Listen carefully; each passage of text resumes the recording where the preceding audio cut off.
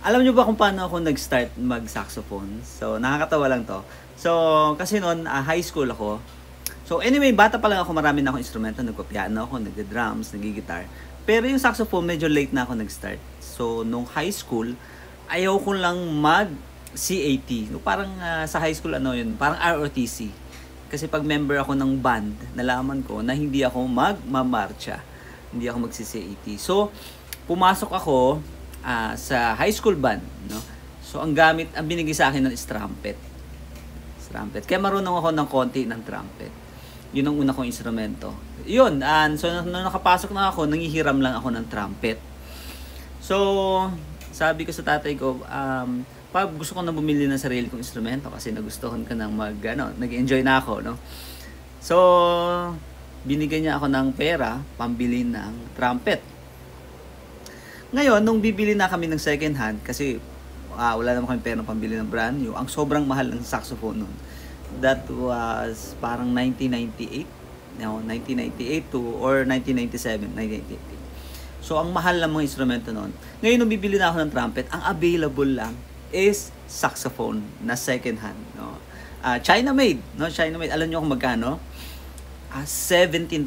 Tandang-tanda ko yung 17,000 na second hand na alto saxophone.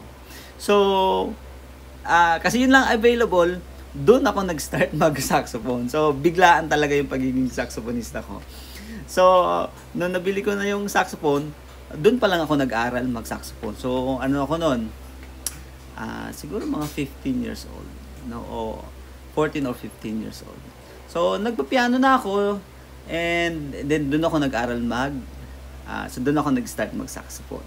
So mas madali siya sa trumpet kasi nga mas hindi siya masyado pressure dito, no. So sa akin mas madali ako nakapag-adapt sa saxophone. So high school pa lang ako, suma-sideline na ako. No, so imagine niyo guys, no, 17,000 pesos second hand, yun yung mga price ng mga saxophone.